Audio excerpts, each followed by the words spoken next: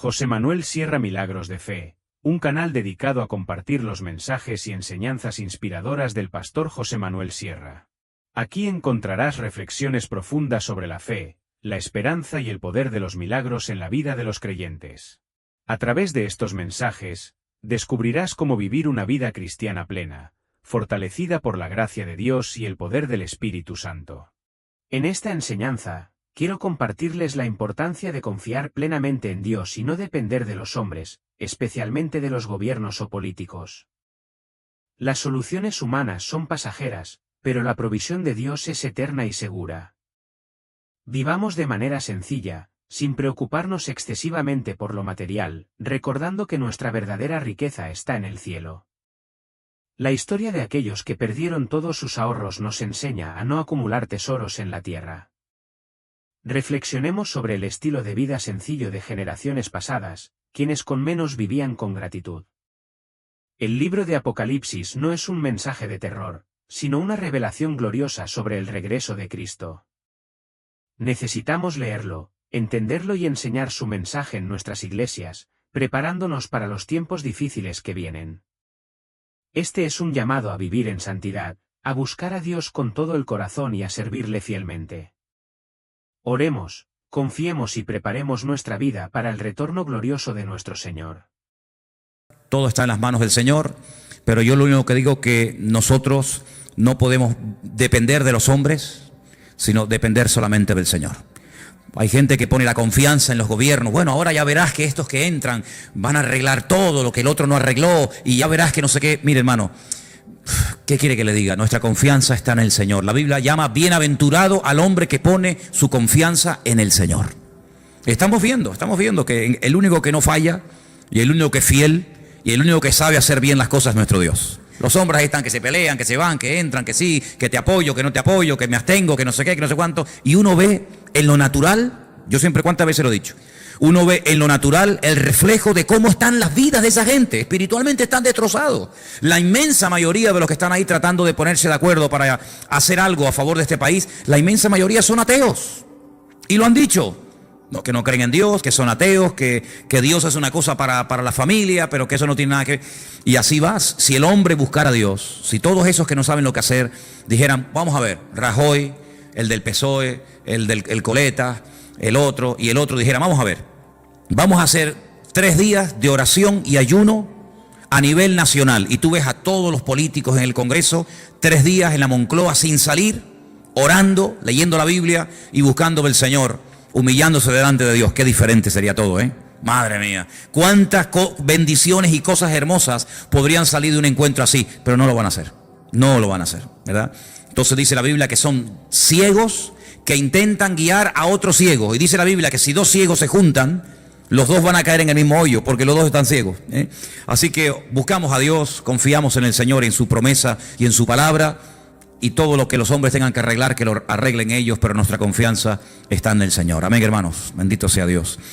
Sabemos que el año pasado pasó algo tremendo, miles y miles de personas mayores, ya jubiladas, que tenían sus ahorros de toda la vida ahí metidos en el banco ya para retirarse y tener una jubilación tranquila. Resulta que desapareció el dinero y se esfumaron todos los sueños y la tranquilidad, la falsa tranquilidad que produce el dinero, porque no cabe la menor duda de que cuando uno tiene dinero y te sobra, pues en un momento determinado pues puedes tener una tranquilidad, ¿no? Decir, oye, pues tengo un dinerito y tal, y qué mal se pasa, y qué mal cuando una persona ha ahorrado toda su vida y de repente los hombres se quedan con todos tus ahorros. Pero ahí hay una lección de que donde tenemos que hacernos tesoros es en el reino de Dios, porque los tesoros de la tierra se fuman, los tesoros de la tierra se volatilizan, son como neblina, hoy los tienes y mañana no los tienes. ¿Cuántas personas en este país hace 3, 4, 5 años atrás tenían trabajo, coches, casas, viajaban, compraban y no sé qué, y hoy en día están arruinados? No es que no tengan dinero, es que están arruinados con a veces hasta miles y millones de euros de deuda. Y uno dice, al final resulta que los que tenían tanto están peor que los que toda la vida hemos dependido el día a día del Señor. Porque yo he hablado con gente que ha tenido mucho dinero y están deprimidos, amargados, escondidos. En fin, lo han perdido todo, y cuando uno ha estado arriba y de repente te lo quitan todo, no sabe adaptarse después a una vida, digamos, a una vida normal. En estos días estaba leyendo un libro, o uno de los libros que estoy leyendo, y en uno de ellos decía que en los tiempos de la Biblia, ya lo dije una vez, en los tiempos de la Biblia se vivía el día a día. Eso ya hoy en día prácticamente no existe. En algunos países sí, pero aquí, por ejemplo, la gente quiere tener, digamos, el mes arregladito, ¿no? Tengo para pagar el mes de la hipoteca o el mes del alquiler, ya están tranquilos. Y tengo el mes solucionado. Y en la Biblia no se vivía así. En la Biblia se vivía el día a día. Basta a cada día su propio afán, su propio mal. Y el pan nuestro de cada día, danos. Así se vivía en el tiempo de la Biblia. Entonces, si nosotros dependemos día a día del Señor, no vamos a estar agobiados, porque mira, se dice, yo es que faltan todavía 20 días para terminar el mes. Pero no lo mires así, vive el día a día y el Señor te va a sorprender y te va a proveer el alimento, la comida, lo que sea necesario para el día a día. Y también leía en ese libro algo que me llamó mucho la atención. Yo no digo que tengamos que volver a eso, pero dicen que en los tiempos de la Biblia la gente comía 2 veces al día. Y yo digo, qué curioso, ¿no? Yo creo que todos comemos de más. Es decir, si nosotros ahora mismo nos quedáramos 15 días sin comer, seguro que nadie se moría. Hombre, fatiga tendríamos todo, a ver si me entiendes. Pero seguro que con todos los michelines y con toda la grasa y con todo lo que llevamos dentro, pues en la Biblia se comía 2 veces al día y estaban contentos. Sin embargo, hoy en día, mínimo 3, y como tengas chicos jóvenes, pues 4 o 5, ¿eh? Y como estés aburrido en casa, venga. Y hay gente que cuando están ansiosos y están nerviosos les da por comer. ¿Qué te parece, amigo? Y a otros les da por comprar, y a otros les da por cualquier otra cosa. Qué diferente es la vida de un cristiano, amén, hermanos. Qué diferente tiene que ser nuestra vida en medio de todo este caos y en medio de todo este lío. En fin, hermanos, hoy comencé a leer otra vez el precioso y maravilloso libro del Apocalipsis. Quiero llevarles a él. Está en el último libro de la Biblia. La palabra Apocalipsis es una palabra griega, no es una palabra española, aunque se emplea para películas y para títulos de novelas de Hollywood y todo esto. Pero la palabra Apocalipsis es una palabra griega que significa revelación, algo oculto que se da a conocer. En los tiempos de la Biblia, revelación era algo que no se podía ver, pero que había un momento en el que Dios permitía que se pudiera ver o entender pues lo que estaba oculto a los ojos naturales.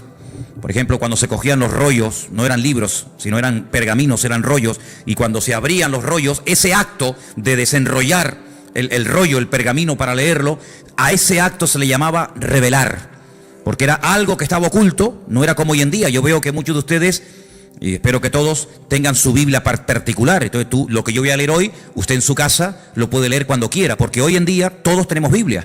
Por ejemplo, una de las cosas que quiero hacer este año, ya se lo anticipo, estoy moviéndome un poquito y tengo que hablar con Margarita y tal, es hacer una campaña de distribución de Biblias. Por ejemplo, a mí me encantaría que este año nos pusiéramos todos de acuerdo y pudiéramos decir, vamos a repartir a lo largo del año, por ejemplo, por poner algo, 1000 Biblias. Entre los hermanos del norte y nosotros vamos a ponernos de acuerdo y distribuir 1000 Biblias. Entonces hoy me dio por meterme en internet y vi que hay Biblias enteras, del Génesis hasta el Apocalipsis, por $2.50. Y tú dices, pero ¿cómo puede ser tan barato una Biblia? Vamos a ver, no es una Biblia de cuero, una Biblia de estas preciosas, sino es una Biblia normal, sencillita, pero tiene lo mismo que una Biblia de esas grandotas, $2.50. Y tú te vas, por ejemplo, a un bar y te tomas un cortado y te cobran ¿cuánto? A veces, en algunos sitios me han cobrado ahí €1, que yo digo, madre mía, €1 un cortado y una cosita así. Pues una Biblia que te cambia la vida, una Biblia que es la palabra de Dios. El apóstol Juan dijo, yo no he escrito, él dice en su evangelio, yo no he escrito todo lo que le di a hacer al Señor. Y todo lo que él dijo, yo no lo escribí, porque si me hubiera puesto a escribir una por una todo lo que hizo y todo lo que dijo, en el mundo no cabrían los libros. Porque hizo tantas cosas el Señor. Dice, pero estas palabras que yo les he escrito, las he escrito para que creyendo en ellas tengáis vida eterna. Entonces yo digo, un libro que te da vida eterna, un libro que te aclara dudas, un libro que te responde a preguntas, un libro que trae bendición a la familia, que trae bendición a tu vida, por $2.50, 2 cortados. Como quien dice. Entonces yo pienso que sería muy bueno, y de hecho lo vamos a hacer, en este año ponernos una meta, no sé, 500, 600, 800, 1000 Biblias, y entre todos vamos a hacer una especie de campaña, ya les diré cómo tengo pensado hacerlo, para repartir la palabra de Dios. Porque hoy en día cualquier persona en su casa puede tener Biblia. Bueno, si ustedes van a mi habitación, pues yo no sé cuántas Biblias puedo tener, pues yo calculo mínimo 15 o 20 Biblias tengo que tener, como mínimo. Aparte Nuevos Testamentos y a lo mejor, ¿verdad?, en diferentes idiomas y tal. Pero en aquellos tiempos no. En aquellos tiempos no existía la imprenta, en aquellos tiempos había que ir al templo o había que ir a la sinagoga para escuchar que alguien te leyera la Biblia, pero nadie tenía la Biblia en su casa. Esto de poder tener toda la palabra de Dios, todo lo que el Señor reveló a lo largo de la historia en la mano, esto es un milagro, esto es una maravilla, esto es una joya. Tú tienes uno de los libros más antiguos del mundo. Tú tienes aquí palabras que Dios le dijo a Moisés hace 3.500 años. Es una auténtica joya.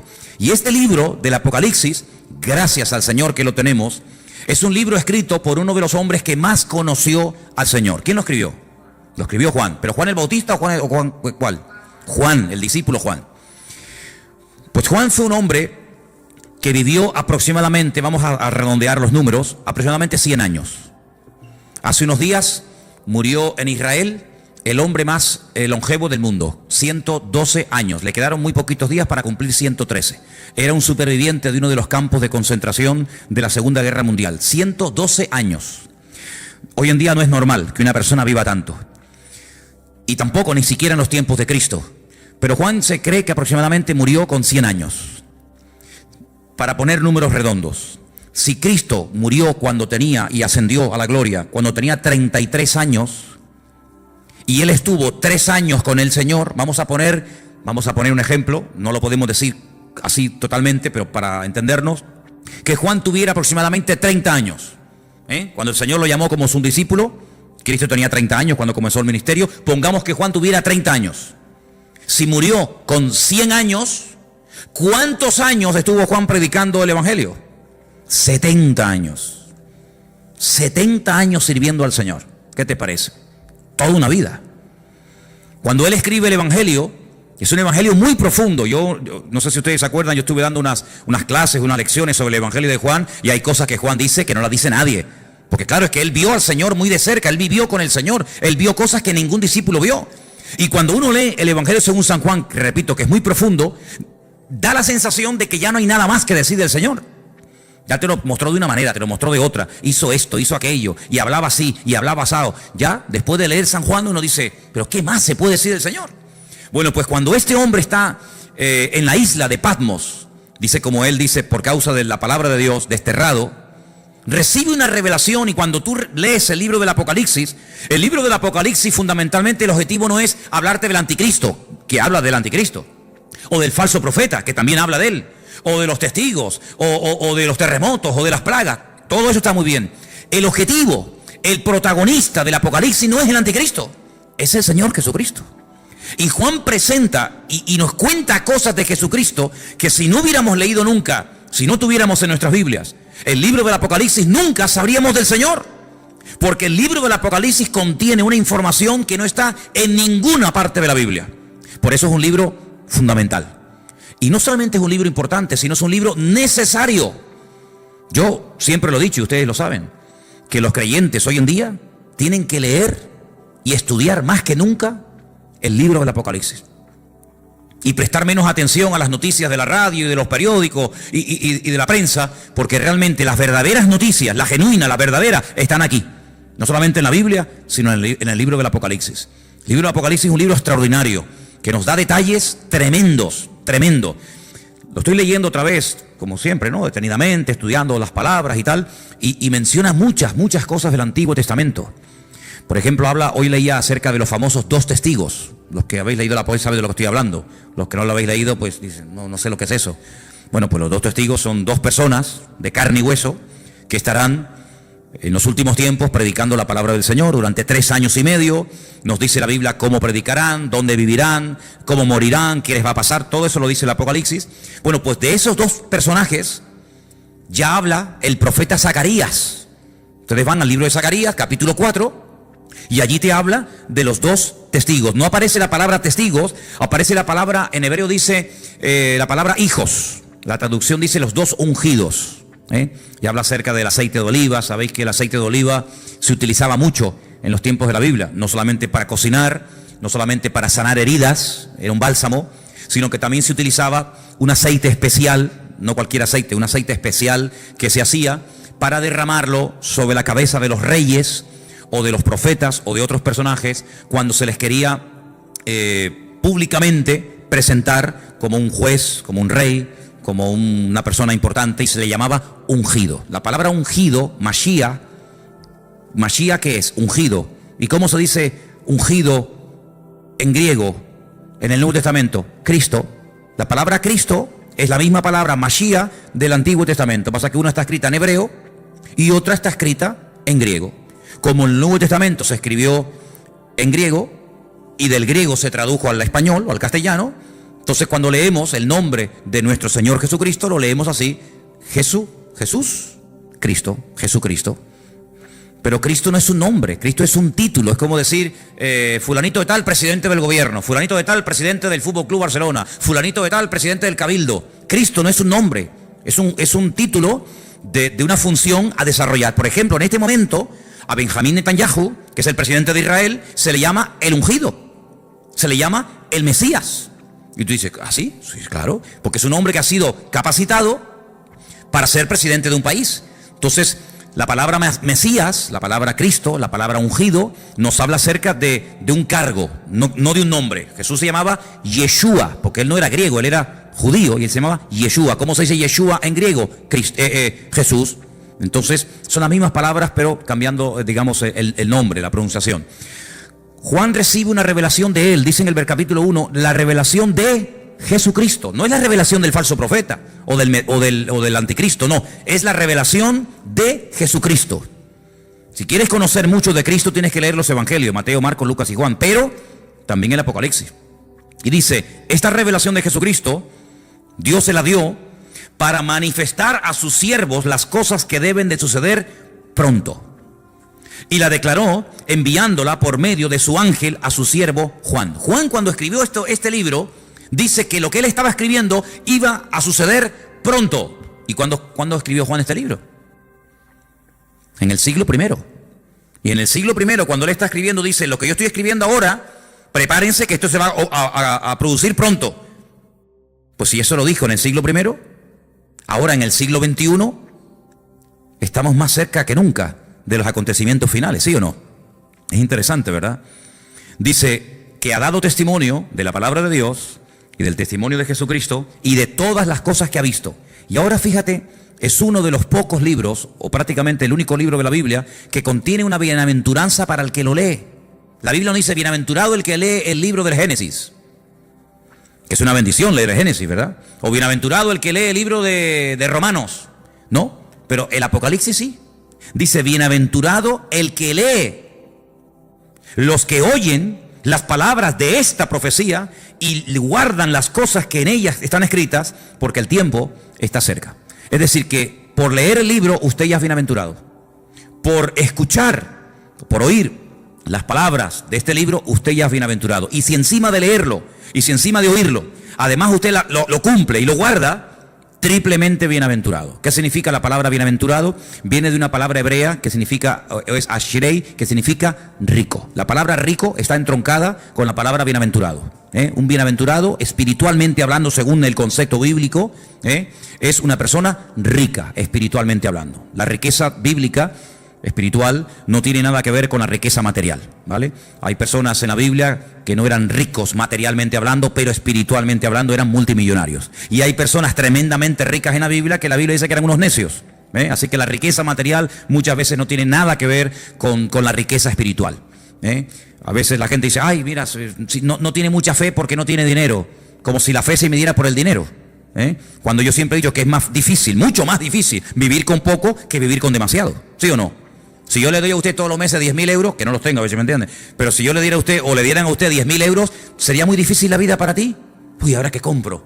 ¿Compro el jabón más barato o el más caro? ¿Compro el champú que está muy rico o compro el más baratito? No habría problema, porque cualquier persona, pienso que en un día, 2, media hora, se adaptaría a vivir con 10.000 euros por mes, ¿sí o no?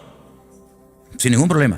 Pero si a usted le dan todos los meses 200 euros, entonces sí hay que hacer numeritos, Yo creo que a la ministra, a la persona que nombre ministro de Economía, tendrían que nombrar en este país a un ama de casa. No a un político de esto que le van a dar 10.000 euros por mes. Eso lo hace cualquiera, no. Tendrían que nombrar a una ama de casa, a una mujer que tiene un sueldo pequeñito, que saca a los hijos adelante. Yo nombraría de ministra de Finanzas o de, ¿cómo se llama?, de Economía en este país, a una ama de casa, porque esas sí que saben administrar el dinero. Es así que saben que el marido le da tanto dinero y le llega. Esos son. Aquí hay un montón de ministras de economía y pasa que no las reconocen, ¿no? Bueno, pues Juan está allí en la isla de Patmos y uno dice, bueno, ¿y qué hacía allí Juan? Si Juan vivía en Éfeso. Ustedes saben que cuando el Señor Jesucristo estaba en la cruz, le dijo a Juan que se encargara de su madre, porque Cristo iba a morir, y entonces María, según la tradición cuenta, pues resulta de que se fue a vivir con Éfeso y allí estuvo con el apóstol Juan. Pero Juan fue el único discípulo que murió de muerte natural, porque Cristo tenía 12 discípulos, uno se ahorcó, ¿sabéis, no? ¿Quién fue? Judas se ahorcó, se quitó la vida. Los otros murieron como mártires, unos crucificados, unos quemados, etc. Pero Juan, fue el único que murió de muerte natural. Y no es porque no quisieran matarlo, sino porque todo lo que hacían para matarlo no salía bien. Entonces los romanos decidieron ya tirarlo en la isla de Patmos, que la isla de Patmos es como la isla de Lobos, una isla de piedra, sin agua, sin nada. Allí lo botaron como un perro para que se muera de hambre. Dice que había unas canteras que mandaban a los presos a trabajos forzados y al que mandaban a Patmos de allí no volvía. Es como el que mandaban, yo que sé, antiguamente a las Guayanas, los franceses y toda aquella cosa, ¿no? Sin embargo, fue allí donde el Señor se le presentó y donde el Señor le dio un mensaje para todas las congregaciones de Asia Menor. Asia Menor, ¿qué es en la Biblia? Cuando se dice de Asia Menor era Turquía, hermano. Ese país que está medio en Asia, medio en Europa. Un país que tiene más de 90 y pico millones de habitantes, un país musulmán. Allí en Turquía era donde estaban las famosas 7 iglesias del Apocalipsis, Éfeso, Esmirna, Pérgamo, Tiatira, Laodicea, Sardis. Entonces vamos a leer en el versículo 4, porque dice, Juan, a las 7 iglesias que están en Asia, gracia y paz a vosotros, del que es, del que era y del que ha de venir, y de los 7 espíritus que están delante de su trono, y de Jesucristo, testigo fiel, primogénito de los muertos, el soberano de los reyes de la tierra, al que nos amó y nos lavó de nuestros pecados con su sangre, y nos hizo reyes y sacerdotes para Dios su Padre. A Él sea la gloria e imperio por los siglos de los siglos. Amén. He aquí que viene con las nubes. ¿Quién? El Señor. Viene otra vez, Pero algunos dirán, pero no vino ya. Sí, ya vino, pero vino a morir. Vino como cordero sufriente. Vino para derramar su sangre por los pecadores. Pero ahora viene otra vez, pero no en relación con el pecado. Viene como rey triunfante, viene a establecer su reino sobre la tierra. Y dice que en esta ocasión todo ojo le verá. Oye, esto es tremendo, ¿eh? ¿Qué significa todo ojo le verá? Que todo ojo le verá. Que todo el mundo le va a ver cuando venga. En la primera venida no todo el mundo lo vio. Muchos no se enteraron. Por ejemplo, los judíos que vivían en Roma, cuando nació el Señor Jesucristo en Israel, no sabían que había nacido el Mesías. ¿Cómo se enteraron? Por los predicadores, por los misioneros, por los apóstoles, por los discípulos que iban a una sinagoga en Roma, en Corinto, en Éfeso, en donde fuera, y decían, venimos a decirles que nuestro Mesías, del cual habló Isaías, Jeremías, Daniel, etcétera, etcétera, ha nacido. No me digas. Sí, ha nacido. Claro, no había radio, no había internet, no había televisión, no había nada. ¿Cómo se enteraba la gente? A través de los predicadores. Ahora se dan cuenta ustedes lo importante que era predicar. Por eso dice Pablo, ¿y cómo van a creer si no hay nadie quien les predique? No había Biblias, no había emisoras cristianas, no había radio, no había nada. Entonces, qué importante era que los hombres fueran por todas las naciones diciendo que ha venido, que ha nacido, y no me diga, y mira, y sanó a los enfermos, y resucitó a los muertos, y murió en la cruz, y resucitó al tercer día. Y claro, para ellos era una gloria. Pero en esta ocasión no va a haber esa ignorancia, sino que en esta ocasión dice la Biblia, categóricamente, todo ojo le verá. Todo el mundo, cuando el Señor venga por segunda vez, todo el mundo se va a enterar. Nadie va a decir en Tacoronte, ¿quién vino? ¿Quién? Pues yo no. Todo el mundo lo va a saber. Todas las islas, todos los continentes, todas las ciudades, todas las televisiones del mundo, todas las radios, todos los periódicos, todo el mundo, los 7.000 millones de habitantes que hay en el planeta Tierra en este momento, todo el mundo sabrá que el Señor Jesucristo vino.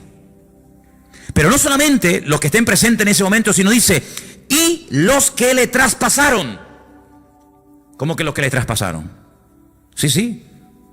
Los que le traspasaron ya están muertos. ¿Sí o no? Los romanos que le clavaron aquellos clavos en el pie y en la mano y le traspasaron el costado y le pusieron la corona de espina, ¿cómo lo van a ver si ya murieron? Pues no te das cuenta de que la Biblia a veces te habla de un mensaje superficialmente, pero indirectamente sin mencionar la palabra, si los que le traspasaron le van a volver a ver, te está dando a entender la Biblia que se producirá una resurrección de los muertos. Porque si no, ¿cómo le van a ver si están muertos? Entonces no te menciona la palabra resurrección, pero dice, cuando venga todo ojo le verá, también le verán los que le traspasaron, y dice, todos los linajes de la tierra harán lamentación por él. Y Juan dice, sí, amén, estoy de acuerdo, perfectamente, es así. ¿Te das cuenta? La palabra amén, cuando tú pones la palabra, por ejemplo, si buscas la palabra en hebreo fe, la palabra que se emplea para fe, generalmente la palabra emuná. Emuná es fe en hebreo. Se puede traducir como fe o también como confianza, pero generalmente es fe. La palabra emuná, dentro de la palabra está la palabra amén. Si tú en hebreo hay algo muy bonito, y es que dentro de una palabra hay una, dos o tres palabras. Incluso a veces de una palabra, no de todas, cuidado, pero a veces hay palabras en hebreo que de una palabra puedes sacar 750 palabras diferentes. Y usted dice, ¿cómo? De una palabra, combinando las palabras, por ejemplo, poniendo la P aquí, la H allí, la M por acá, la L por allá, de una misma palabra, haciendo combinaciones, pueden sacar hasta 750 términos diferentes. Entonces la palabra amén está dentro, tú ves la palabra emuná en hebreo y ves que pone dentro amén. Porque cuando decimos amén, cuando nosotros los creyentes decimos amén, que es un acróstico, pues estamos diciendo que tengo fe en afirmar lo que esa persona está diciendo. Cuando yo digo, hermano, el Señor Jesucristo vendrá, amén. Cuando usted dice amén, está diciendo de una forma resumida, tengo fe en lo que tú estás diciendo y lo firmo. Tengo fe de que el Señor volverá otra vez. Pero para no decir, tengo fe en que el Señor volverá otra vez, usted dice simplemente amén. Y diciendo amén, usted afirma como que usted está de acuerdo con la afirmación que se acaba de decir. Por eso digo muchas veces, no diga amén a todo lo que se oye. Porque cuando usted dice amén a todo, quiere decir que está de acuerdo con todo lo que se está diciendo. Así que piénselo bien. Así que el Señor dice, yo soy el alfa y el omega. Yo me imagino que todos lo sabrán, pero cuando leía esta mañana el Apocalipsis en la versión hebrea, no dice evidentemente el alfa y el omega, porque el alfa y la omega es la primera y la última letra del alfabeto griego, ¿vale? En nuestro idioma sería la A y la Z. Yo soy la A y la Z. En hebreo yo soy la Aleph y yo soy la Taf, ¿vale? El principio y el fin, dice el Señor, el que es, el que era y el que ha de venir, el Todopoderoso, ¿vale? El Todopoderoso, el eterno Dios. El nombre de Dios lo hemos explicado 1.000.000 de veces. El nombre de Dios es un nombre que no tiene vocales. Es un nombre que solamente tiene consonantes. Son Yod, Hei, Bat, Hei. A menos que usted le ponga vocales a esas letras, no se pueden pronunciar. Porque ¿cómo vamos a pronunciar una palabra si no tiene vocales? Se une la consonante con la vocal y entonces creamos las sílabas y las palabras. Entonces el nombre de Dios es un nombre aparentemente impronunciable porque cuando se escribió originalmente no tenía vocales. Pero si usted ve cómo se escribe el verbo ser y el nombre propio de Dios, que son esas famosas 4 letras que se llama el famoso tetragramatón, dentro del nombre de Dios usted puede ver que está escrito el verbo ser. ¿Por qué? Porque Dios es la existencia. Dios es el que da existencia. Él no depende de nada ni de nadie para existir. Nosotros sí. Si nuestros padres nos hubieran conocido y de esa relación no hubiéramos nacido nosotros, ¿de dónde hubiéramos salido? De ninguna parte. Luego nosotros somos los hijos de nuestros padres y los padres eran los hijos de nuestros abuelos y así sucesivamente. Pero si llegamos a Dios, y la pregunta que yo me hacía antes de aceptar al Señor, que ya lógicamente la tengo clarísima, pero en aquel tiempo me torturaba, era una tortura terrible, ¿de dónde salió Dios? ¿Quién lo creó? ¿Quién lo hizo? Porque en nuestra mente humana todo sale de algo. Este púlpito no apareció aquí, pum, y apareció, sino que este púlpito alguien lo tuvo que hacer. Luego cada vez que vemos algo, nos habla de que hay un diseño y alguien que lo ha hecho, ¿sí o no? Todo lo que vemos, dice, bueno, este púlpito lo hizo alguien y le dio esta altura y le dio estas medidas. El púlpito no decidió ser de esta forma, podía ser semicircular, podía ser más alargado, más ancho, más alto. Hubo alguien que dijo, no, lo voy a hacer así. Bueno, pues ese alguien lo formó y ese alguien lo diseñó. Y todo lo que vemos a nuestro alrededor, la silla en la que usted está sentado, alguien la diseñó, alguien la hizo. todo lo que vemos a nuestro alrededor. Pero cuando hablamos de conceptos diferentes a los conceptos, digamos, naturales, y uno llega nada más y nada menos que hablar del Creador, la pregunta ¿quién hizo a Dios? No es una pregunta sabia, no es una pregunta coherente. ¿Por qué? Porque a Dios no lo ha hecho, a Dios no lo ha creado nadie. Porque si lo hubiera creado, o lo hubiera parido, o lo hubiera hecho alguien, la pregunta es, ¿y a ese alguien quién lo hizo? Y volvemos para atrás, y hay un momento que se para y decimos, pero bueno, es que Dios es eterno, y ahí ya nos perdemos. ¿Por qué? Porque en nuestro concepto limitado y finito, la eternidad es algo que se nos escapa de la mente. Porque vemos que la vida se pasa volando, porque vemos que todo se mide siempre por minutos, por segundos, por días, por años, por siglos, por milenios, por décadas, y todo lo medimos, ¿verdad? Uy, qué grande está el niño, uy, qué pequeñito, acaba de nacer. ¿De cuánto tiempo estás embarazada? De 8 meses, pues le falta 1, y, ¿verdad? Y todo siempre lo queremos clasificar y todo lo queremos medir, pero esas medidas con Dios no sirven, porque Dios no salió de ninguna parte, sino que todo salió de Él, porque todo fue creado por Él y para Él. Y cuando nada existía, Él ya existía, porque Él es la existencia en sí mismo. Y dice la Biblia que todo subsiste, si todo se mantiene en su debido orden y nada se va de sitio y todo funciona como tiene que funcionar, porque hay un diseñador y porque hay un creador que diariamente da la orden de que el sol salga por el este y se oculte por el oeste. Pero bueno, eso era antes. No, eso era antes, eso era hoy y eso será siempre. El sol sí me sale por el este y se oculta por el oeste. Pero esa ley, ¿quién la dio? ¿Quién decidió que el sol saliera siempre por el mismo lado y se ocultara por el mismo lado? ¿El creador del sol? ¿El creador del sol? ¿Y quién es el que hace que la Tierra siempre gire en la misma dirección? Y que no diga un día, oye, voy a girar ahora en otra dirección. Todos los planetas giran en las direcciones de las agujas del reloj menos uno. Todos los planetas giran así. Pero hay uno que Dios dice, no, tú al revés, y gira al revés. ¿Quién decide eso? ¿Quién hace que hay unas flores que sean rojas, otras amarillas? ¿Quién hace todo eso? El que las diseñó, el que las creó. No es así por casualidad, sino que hay un diseñador y hay un creador, y ese Dios es la existencia misma, y por eso en su nombre propio, pues lleva la existencia, el verbo ser. Ahora, ese nombre, cuando leemos, por ejemplo, algunas Biblias sale la palabra Jehová. En otras Biblias sale la palabra Adonai, o Señor. En otras Biblias aparece la palabra Yahvé, ¿no? Muy bien, todo eso está muy bien. Pero el verdadero nombre propio de Dios no tiene vocales, pero se le tuvo que poner vocales para poder pronunciarlo, ¿os dais cuenta? Y ahora, ese Dios creador, ese Dios diseñador, que es uno, Dios es uno, dice la Biblia, ese Dios amó tanto al mundo que dice que salió de él su Hijo unigénito, que al mismo tiempo su Hijo es el mismo. Y uno dice, pero ¿cómo puede haber? Porque si salió el Hijo del Padre, está el Hijo y está el Padre. Pero vamos a ver, ustedes no sois, ¿cuántos sois padres aquí? Muy bien, o madres. Bien. Pero usted es madre y usted es hija al mismo tiempo, ¿sí o no? Lo que pasa es que a donde yo voy, por ejemplo, cuando voy a la casa de mi madre, allí soy hijo. Pero cuando estoy aquí, aquí soy padre. Y cuando estoy en mi casa soy marido.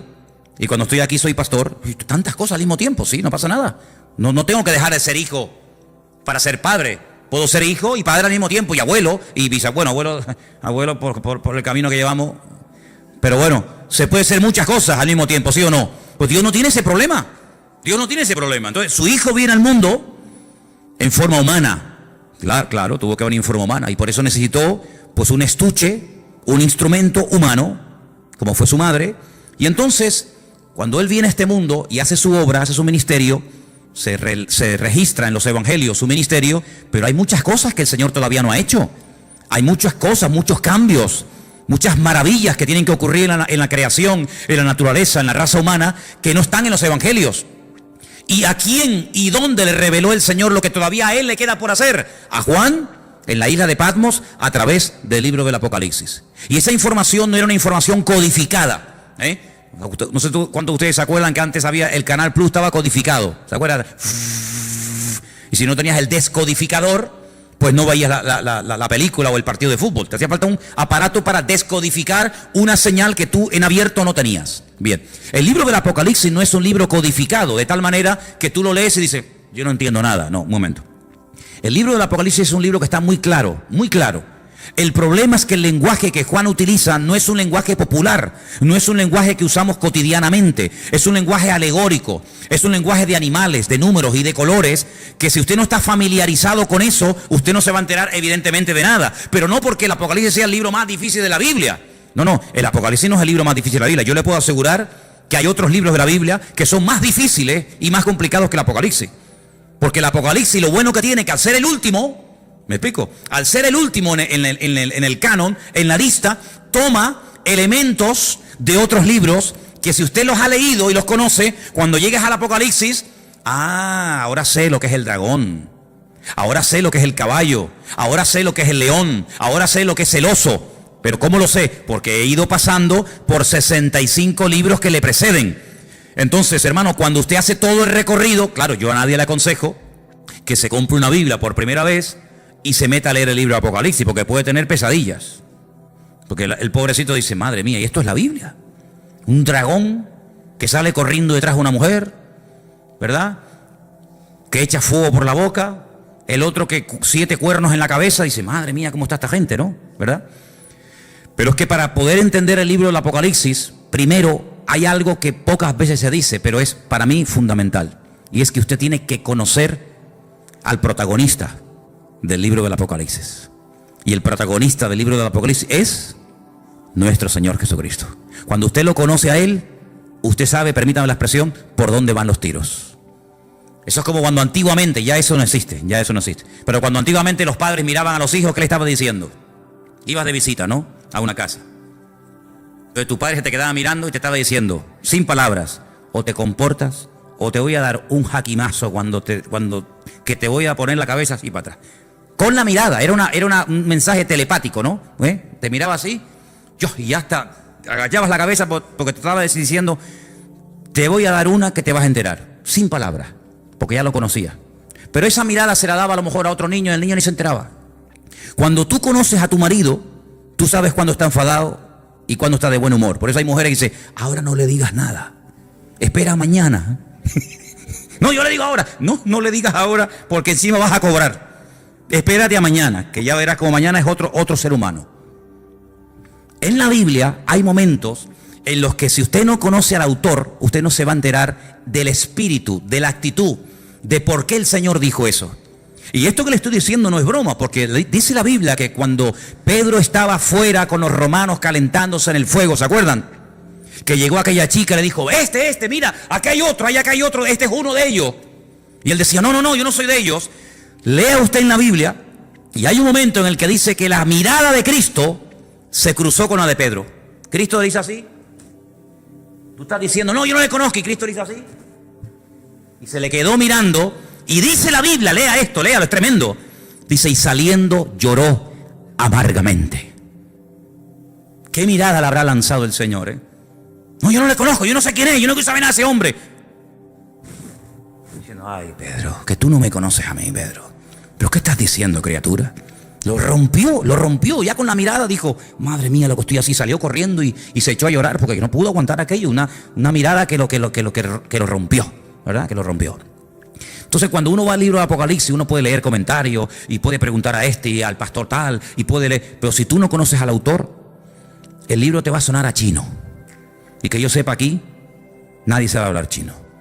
Pero cuando tú conoces al autor, tú captas y lo ves al Señor por todas partes. Porque te vuelvo a repetir, el objetivo del Apocalipsis no es levantar y el protagonista, el anticristo, el falso. No. El protagonista del libro del Apocalipsis es el Señor Jesucristo. Y todo lo que pasa, todo lo que ocurre, las tragedias, los terremotos, las catástrofes, las guerras y esto y aquello, todo siempre apunta a un objetivo, y es que el hombre reconozca que el Señor Jesucristo viene pronto.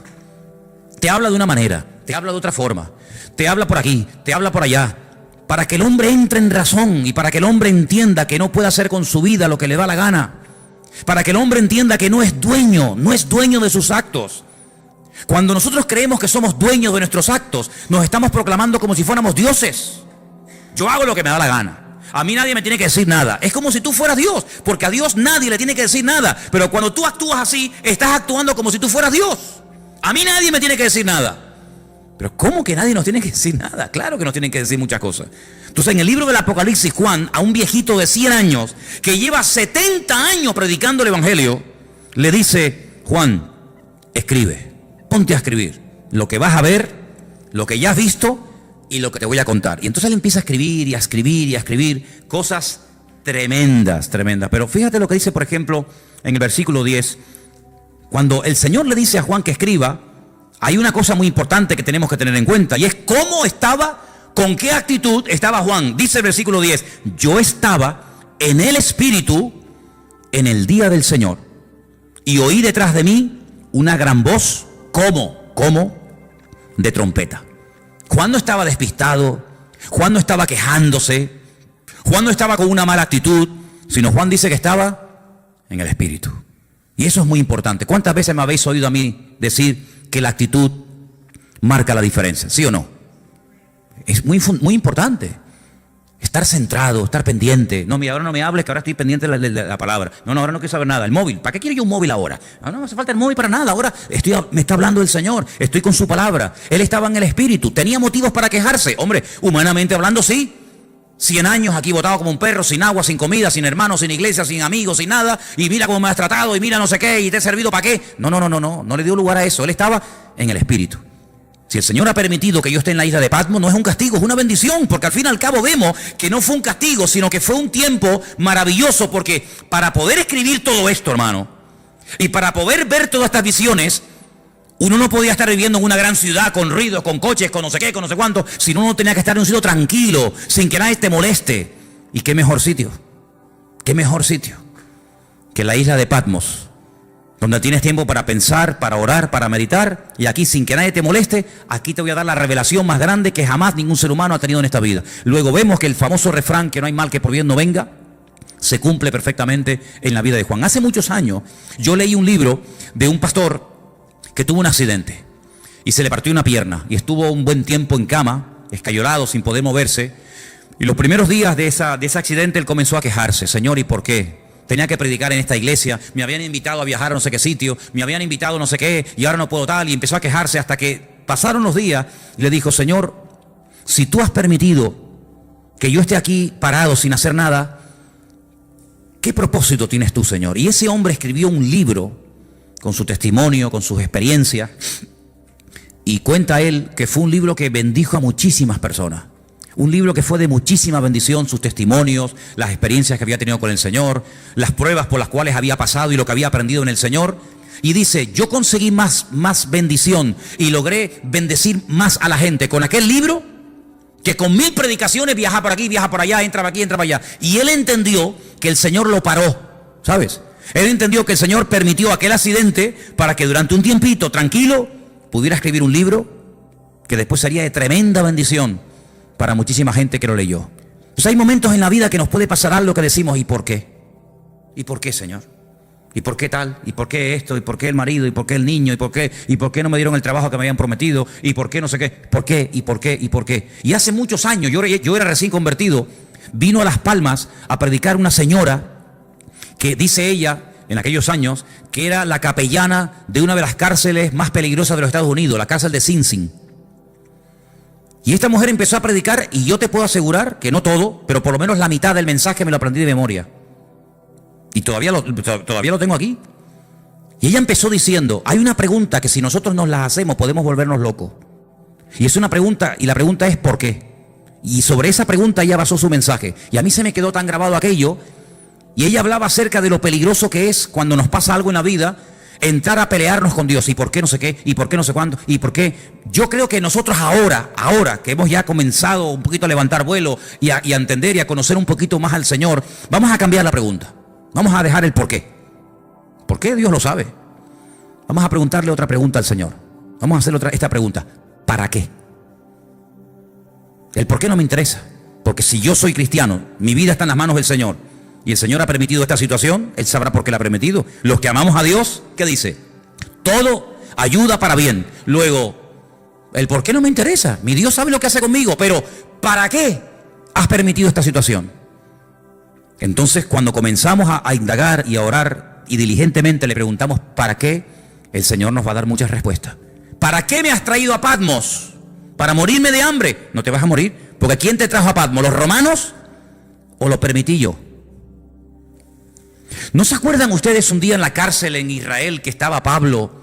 Y dice la Biblia que el Señor se le presentó y le dijo: Pablo, escucha bien, tú has dado testimonio de mí aquí en este país. En todo Israel te conocen, todas las sinagogas del país te han oído. Eres un rabino famoso, eres uno de los mejores discípulos de un tal Gamaliel, hijo de Gilel, uno de los mejores rabinos de toda la historia. Pero ahora es tiempo de que salgas de tu tierra y te vayas a Roma. Y quiero que allí en Roma prediques mi palabra. Pero si estoy preso y tú me dices que me vaya a Roma, ¿cómo me voy a ir si no me van a dejar salir? Estoy encadenado. Pero Pablo, escucha una cosa, tú eres ciudadano romano, no te olvides. Y mañana cuando te saquen y te hagan el juicio, cuando te vayan a interrogar, tú vas a decir que tú como ciudadano romano, tú tienes el derecho que no todo el mundo tiene de apelar al César. Es decir, yo quiero que me juzgue, que mi juez sea el mismísimo César. Tú lo puedes pedir porque tú eres ciudadano romano. Entonces cuando él sale de la cárcel por la mañana, lo van a interrogar. Un momentito, quiero decir algo. ¿Qué quiere decir usted? Yo apelo al César. Quiero que el César sea mi juez. Claro, este que es un juez inferior dice: pues entonces si usted ha apelado al César, no te preocupes que usted irá al César. Llévenselo. Lo montan en un barco. ¿Quién? Los romanos. Y lo llevan a Roma. No fue por el camino y porque me llevan a Roma. No, porque el Señor quiere llevarme a Roma, pero como yo no estoy libre ahora, que me puedo comprar el pasaje, ir a donde quiera, pero le doy la vuelta a la tortilla. Y en vez de utilizar mi libertad, uso mi, entre comillas, encarcelamiento, pero ahora ellos me van a pagar el pasaje. No me voy a pagar ni el pasaje. Me van a pagar ustedes el pasaje, me van a pagar ustedes la comida y me van a llevar al mismísimo César de Roma. Pero ¿quién va a ir a darle testimonio al César de Roma? ¿Quién? ¿Uno por la calle? No. O un preso o uno que pertenezca a la corte de Roma. Entonces, si no eres de la corte de Roma, pero eres un preso con ciudadanía romana, tienes derecho a que te juzgue el César de Roma. ¿No os dais cuenta que todo ayuda para bien? ¿Dónde nació Pablo? En Tarso. ¿Qué era Tarso? Una pequeña colonia romana.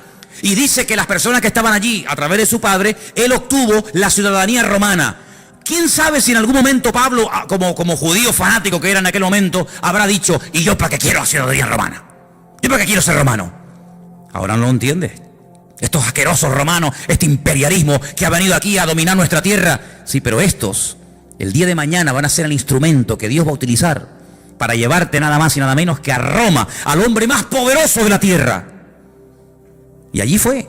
Entonces no nos damos cuenta de que la vida es como un gran puzzle, como un gran rompecabezas, donde tú miras para atrás y dices: ahora entiendo aquello y esto y lo otro, y por qué se conoció este, y por qué pasó esto. Y entonces si tú te dejas llevar por el Señor, te vas a dar cuenta de que Juan lo llevaron los romanos, pero porque en el fondo el Señor quería que Juan estuviera en la isla de Patmos, y allí tranquilito, sin que nadie te moleste, vas a recibir la revelación más grande que jamás has recibido en tu vida. Pero escucha bien esto, hermano, porque vamos terminando, para no alargar demasiado. Antes de darte revelación para otros, y antes de darte mensaje para iglesias, y para pastores, y para otras personas, el primero que tiene que recibir el mensaje eres tú. Porque la tendencia de que siempre tenemos algo que decirle a fulano o a mengano, yo no digo que esté mal, pero el primero que se tiene que aplicar el mensaje es el que lo da. Luego, yo te voy a dar mensaje para la iglesia de Éfeso, mensaje para la iglesia de Tiatira, mensaje para la iglesia de la Odisea, etcétera, etcétera. Pero el primero que tiene que verme a mí eres tú. Porque si tú le dices a los demás qué hacer, pero tú no lo haces, entonces no estás viviendo el mensaje. Y eso es algo que tenemos que tener muy claro en la vida. Primeramente, aplicarnos la palabra. Primeramente, conocer nosotros al Señor para después tener autoridad para decirle a otras personas que conozcan al Señor. ¿Qué Señor quieres que conozcas si ni siquiera tú lo conoces? Tengan fe en el Señor. Pero tú estás viviendo con fe. Por eso, hermano, las experiencias que pasamos en la vida nos están capacitando. ¿Para qué? Para que después, cuando vayamos a otras personas que están pasando por el mismo o parecido problema que yo he pasado, podamos entenderlos. Por eso yo muchas veces digo, cuando alguien se hace la pregunta: ¿en qué forma tú me quieres utilizar? ¿Con qué tipo de gente tú me quieres utilizar? Analiza cómo ha sido tu vida. ¿Con qué tipo de gente tú te has movido generalmente? Por ejemplo, hay personas que se han movido toda la vida en el mundo del deporte. Pues ya está, más claro agua. Ese es el terreno en el que Dios a ti te va a utilizar, en un nivel donde este y este y este jamás van a entrar. No le van a hacer ni caso. Pero tú que eres un deportista, te vas a mover en un nivel donde todo el mundo te conoce, tú sabes lo que es una lesión, tú sabes lo que es un campeonato, tú sabes lo que es el sacrificio, ese va a ser tu campo de misión. Hay otras personas que a lo mejor son médicos, no tienen nada que ver con el deporte, pero conocen a una serie de personas que se mueven en el mundo de la medicina. Ustedes saben que los médicos hablan de un lenguaje que le están diciendo a otro colega que te estás muriendo y tú ni te enteras porque se están hablando en clave. Ahí es donde Dios te va a utilizar. ¿Con qué tipo de gente? ¿Qué tipo de inclinación tú has tenido? ¿Qué tipo de experiencia, de prueba? ¿Qué tipo de dificultades tú has tenido? Por ahí van los tiros. Por ahí donde el Señor te va a utilizar. Claro, Dios te puede abrir nuevos campos. Claro, siempre lo hace. Pero generalmente utiliza tu pasado para que después tú en el futuro puedas servir al Señor con efectividad. Porque Dios no te va a meter, a menos que te haga un milagro y una transformación, Dios no te va a meter en un terreno en el que tú no sabes moverte. Dios te va a poner en un terreno en el que tú sabes moverte. Por ejemplo, ¿quiénes son las mejores personas para ayudar a otros drogadictos a salir de la droga? Un mismo drogadicto. Ustedes saben, los chicos que vienen los domingos a la iglesia. Dino. Si algún día oyen un testimonio de Dino, ese chico estuvo en la droga. Pero es que ahora él puede ayudar a otros. ¿Y quién mejor que una persona que ha estado con depresiones toda la vida para ayudar a una persona deprimida? ¿Y qué mejor que una mujer separada para entender a otra mujer separada? ¿Y qué mejor que una mujer que ha sido violada o abusada para entender a otro que está pasando por eso? Hermano, no nos damos cuenta de que todo nuestro pasado es el terreno que Dios ha ido preparando para abrirnos puertas, para servirle a Él en el futuro. Entonces, en este libro, el primero que tiene que tener las cosas claras es Juan. Y quiero terminar leyendo estas últimas palabras. Yo estaba en el Espíritu en el día del Señor, dice versículo 10. Oí detrás de mí una voz como de trompeta. Y me dijo, yo soy el Alfa y el Omega, el primero y el último. Escribe en un libro lo que ves. Envíalo a las 7 iglesias que están en Asia. Y ahora las menciona. Éfeso, Esmirna, Pérgamo, Tiatira, Sardis, Filadelfia, la Odisea. Las 7 iglesias. En su momento hablaremos de ellas. ¿Por qué estas 7 y no otra? Todo tiene una razón de ser. Pero le dijo, escribe, escribe. Ahora cuando vayamos al retiro, no sé si ya lo habéis leído, yo creo que esa parte le toca a los jóvenes. Hay un momento en el que el Señor le dice a Moisés, escribe. ¿Lo habéis leído? No lo habéis leído. Dice, escribe esto, esta batalla, lo que ha pasado hoy aquí, Moisés, escríbelo. Escríbelo para que las generaciones futuras no se olviden de lo que pasó aquí en el desierto. Interesante, ahora le dice el Señor, Juan, escribe. Escribe, ¿por qué? Porque vas a ver tantas cosas y vas a tener tantas visiones y tantos sueños que después no te vas a acordar. Ustedes saben, hermanos, porque yo muchas veces le digo a la gente que es bueno venir a la iglesia a veces con papel y lápiz. Porque dicen las estadísticas, no las digo yo, los expertos, los que están todo el día haciendo este tipo de estadísticas y estudios, dicen que cuando una persona escucha un mensaje político, religioso, de la índole que sea, después de un tiempo, se puede llegar a recordar con el tiempo un 10% de lo que se oyó perfectamente. Y el otro 90%, algunos oyen 25%, pero generalmente, si yo les pregunto a ustedes dentro de 15 días de lo que yo hablé la semana pasada, muchos de ustedes ya no se acuerdan. ¿Quién es el que más se acuerda? El que lo dijo. Yo me acuerdo de los mensajes que yo he dado porque yo utilizo no solamente el haberlo estudiado, sino el haberlo dado, entonces me lo sé. Pero el que lo oyó, solamente el 10%. Pero fíjate cómo se dispara la estadística. Si una persona está escuchando una lección de un maestro, de un pastor o de quien sea, y escribe, automáticamente pasa del 10 al 80%. Es decir, usted me está escuchando a mí ahora. Si yo le pregunto a usted dentro de 3 días, muchas de las cosas que dije, algunas se acordará, otras no. Pero si usted tomó alguna nota y encima cuando llegó a la casa la repasó, el 80% usted es capaz de acordarse, porque además lo tiene escrito, que si solamente lo hubiera oído. Entonces, Juan, tú vas a ver lo que yo te voy a decir de los 2 testigos. Nadie ha escrito de los 2 testigos, nadie sabe nada de esto. Yo te voy a hablar de los 144,000 sellados. Yo te voy a hablar del falso profeta. Yo te voy a hablar de los 7 sellos, de las trompetas, de las copas de la ira. Yo te voy a hablar de la mujer que huye al desierto por 1260 días. Yo te voy a hablar a ti de tantas cosas que como tú no escribas esto, tú a las 2 horas no te acuerdas. Y si tú no te acuerdas, ¿cómo le vas a pasar el mensaje a los hermanos de Garcilaso de la Vega número 13? Imposible. Entonces, ponte a escribir, Juan, ponte a escribir, porque lo que se escribe, ahí queda. Y entonces dice que cuando él se vuelve para ver la voz del que hablaba con él, cuando se volvió, dice que vio 7, quédese con este dato, 7 menorás, 7 candeleros de oro, 7.